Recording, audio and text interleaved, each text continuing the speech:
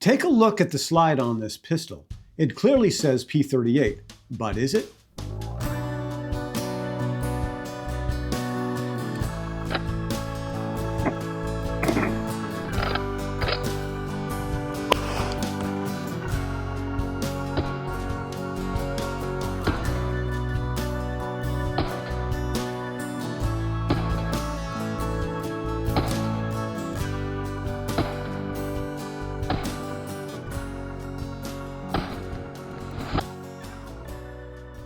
If you saw that marking by itself, you'd probably assume you were looking at a World War II German service pistol. Well, not necessarily.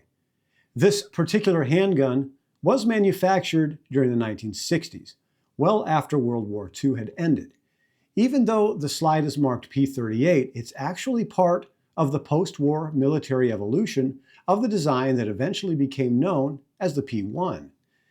That simple roll mark has confused collectors and shooters for decades, and by the end of this video, you'll understand exactly why. We'll also look at why the Walther P38 became one of the most influential military handguns ever produced. It was the first double-action, single-action, semi-automatic pistol to be widely adopted as a standard military service sidearm.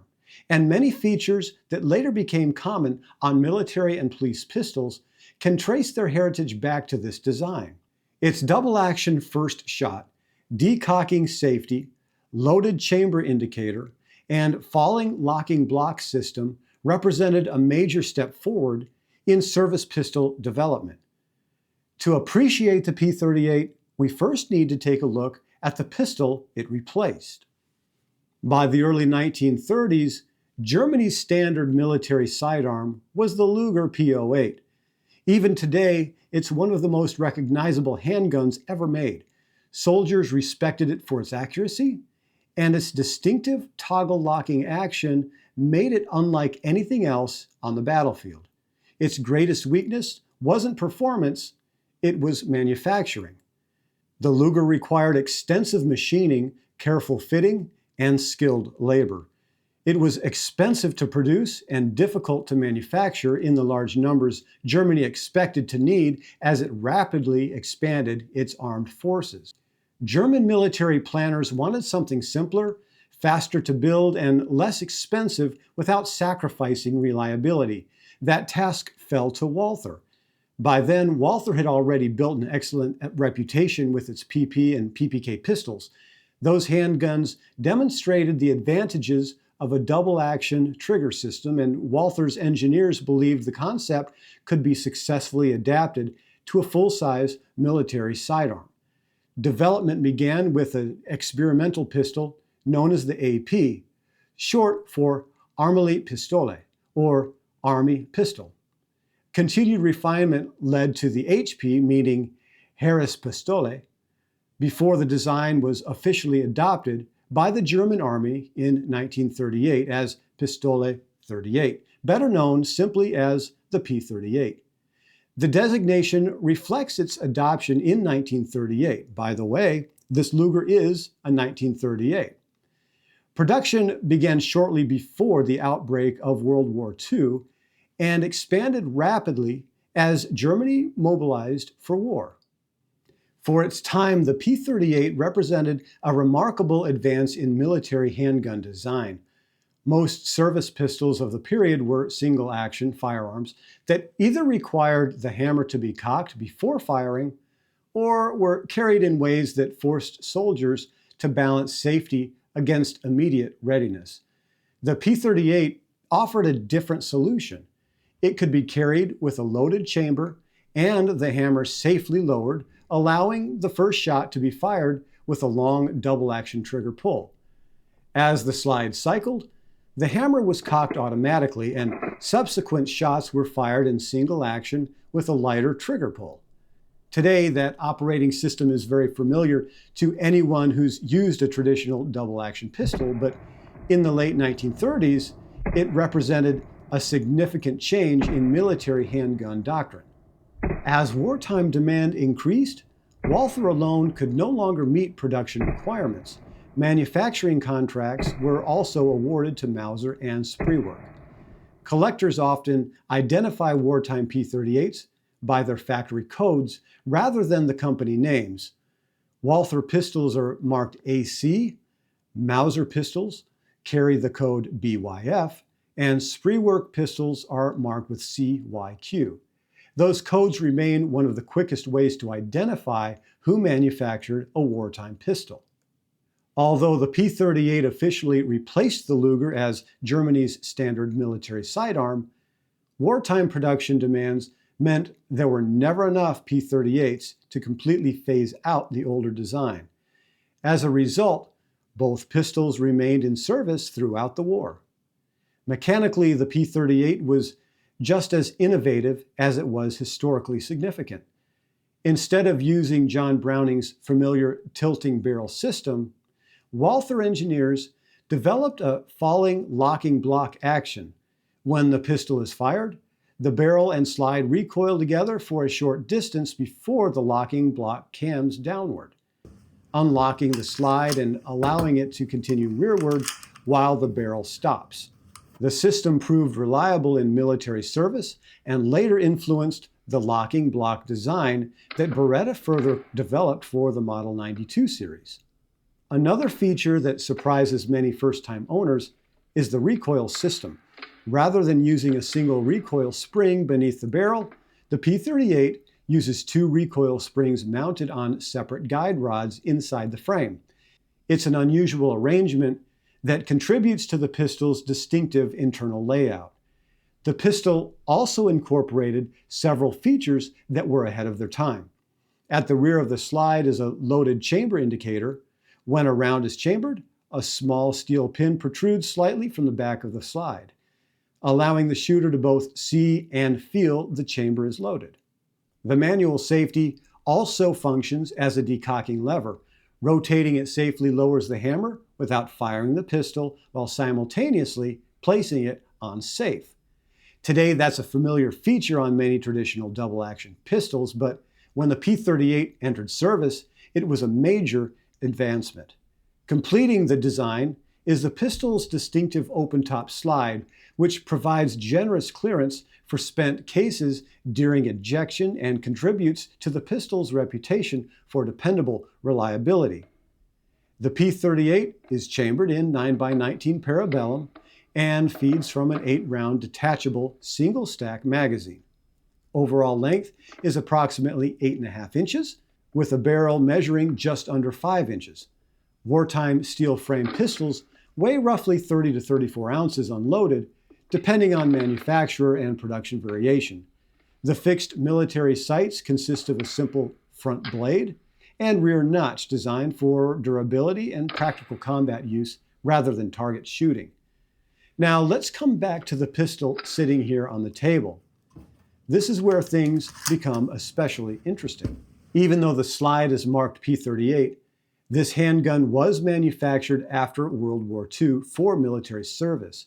If you're trying to identify one of these pistols, don't start with the slide, start with the frame.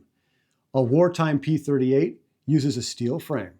This pistol uses an aluminum alloy frame. The change introduced when Walther resumed production for West Germany. The lighter frame reduced the pistol's weight by roughly 5 to 6 ounces, making it more comfortable for everyday military carry while preserving the handling characteristics of the original design. During the early 1960s, the Bundeswehr began using the designation P1 for its alloy frame service pistol, although many early military examples continued to leave the factory with P38 stamped on the slide. That's why a pistol manufactured during the late 1950s or much of the 1960s can still say P38, while belonging to the post-war military evolution of the design. So don't let the slide fool you. Look at the frame material. Check the proof marks. Look at the production date. And if your pistol has the reinforced hexagonal cross bolt above the trigger guard, that's another indication you're looking at one of the later alloy-framed military pistols. Those details tell you far more about the pistol's history than the name stamped on the slide. When Walther resumed production in West Germany during the late 1950s, the goal wasn't to replace the P38 with a completely new design. The wartime pistol had already proven itself to be reliable, accurate, and innovative. Instead, Walther focused on refining the design for a new generation of soldiers serving during the Cold War. The most notable change was the adoption of the aluminum alloy frame. Compared to the original steel frame, it made the pistol several ounces lighter without changing the operating system or the way it handled. For a soldier carrying a sidearm every day, that reduction in weight was a welcomed improvement. Despite the lighter frame, the pistol retained the same controls, the same manual of arms, and the same overall feel that had made the wartime P38 successful.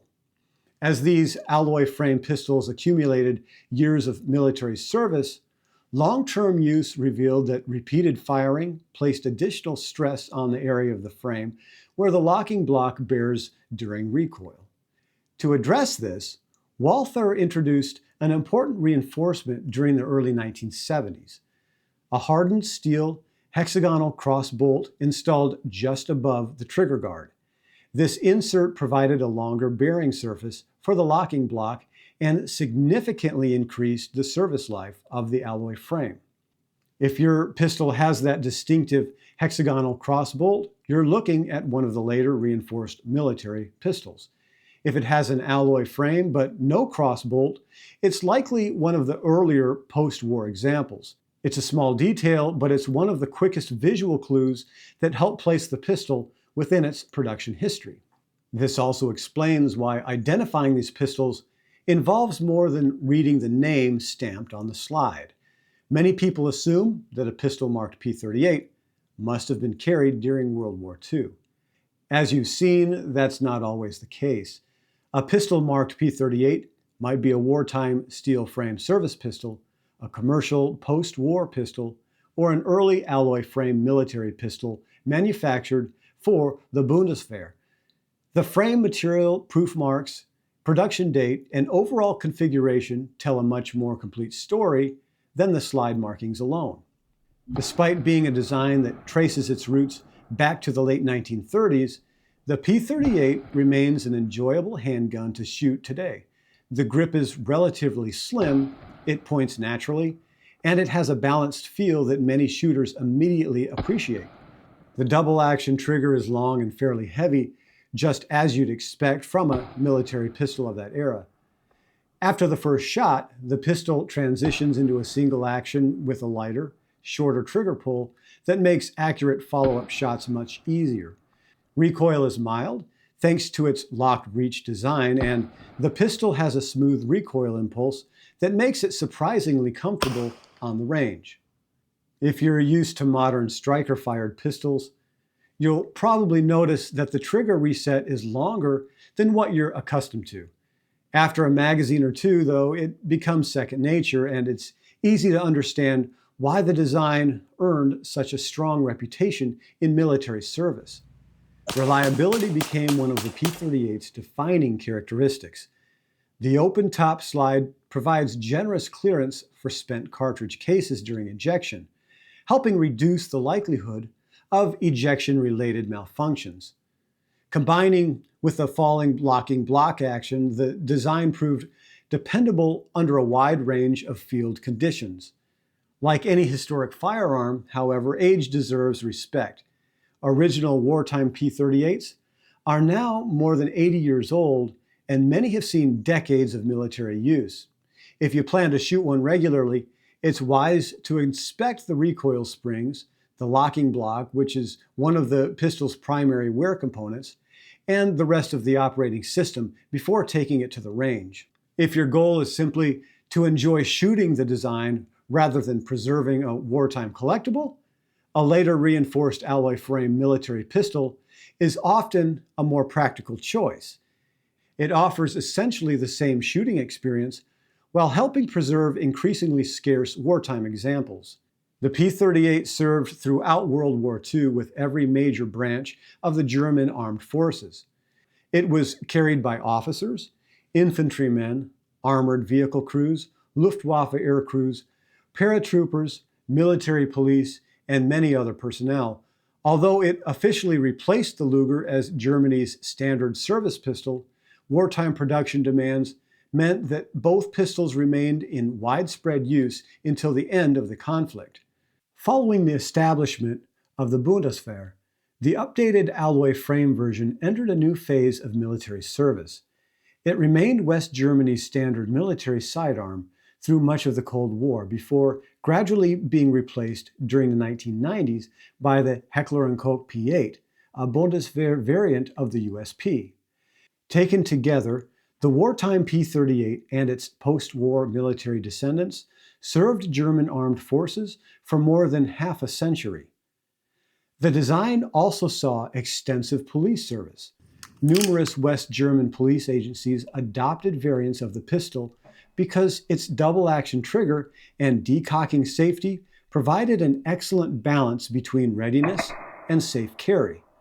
Surplus pistols later found their way into police and security organizations in several other countries as well. Today, both the P38 and the P1 remain popular among collectors and shooters. Wartime pistols with matching serial numbers, original finish, and correct military acceptance markings generally command the highest prices, particularly examples produced by Walther and Mauser. The post-war alloy frame pistols, on the other hand, present an excellent value for shooters.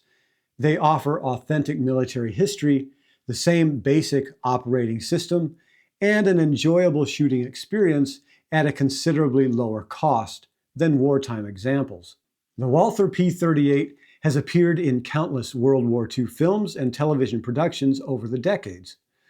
One memorable example is the 1967 film The Dirty Dozen, where both Charles Bronson and Lee Marvin are seen using Walther P38 pistols during the raid, including the assault on the German guards outside the chateau. In the 1989 film Indiana Jones and the Last Crusade, both Henry Jones, played by Sean Connery, and his son Indiana Jones, played by Harrison Ford, are seen carrying Walther P38s in multiple scenes. During one of the film's most memorable moments, Indiana uses his P38 to shoot through 3 Nazi soldiers lined up in a row. In the 1991 action comedy The Hard Way, Michael J. Fox's character, Joe Gunn, is seen wielding a Walther P38 during the opening movie trailer for the fictional film Smoking Gun 2. Also released in 1991, The Rocketeer features Neville Sinclair, played by Timothy Dalton, threatening Jenny, portrayed by Jennifer Connelly, with a Walther P38. Outside of war films, the P38 has appeared in numerous Cold War dramas and television series. It also became famous through the long-running Lupin III franchise, where the title character's Walther P38 introduced the pistol to generations of viewers who may have never encountered it through military history alone. The Walther P38 occupies a unique place in firearms history because it didn't simply replace another military pistol, it changed expectations for what a service sidearm could be. Before the P38, most military pistols relied on single-action operation and required compromises between safety and immediate readiness. The P38 demonstrated that a double-action first shot, a decocking safety, and loaded chamber indicator could all be combined into one practical service pistol.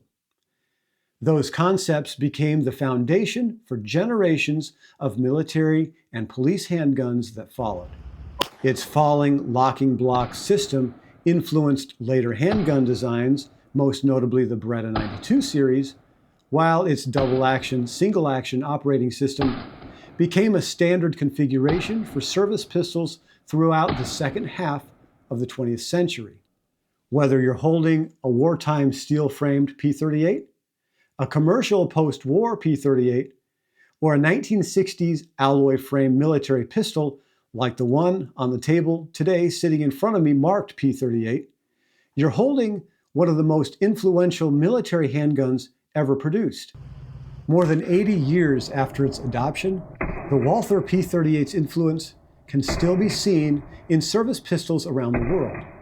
It successfully bridged the gap between the classic military sidearms of the early 20th century and the modern combat handguns that followed, securing its place as one of the most important military pistol designs in history.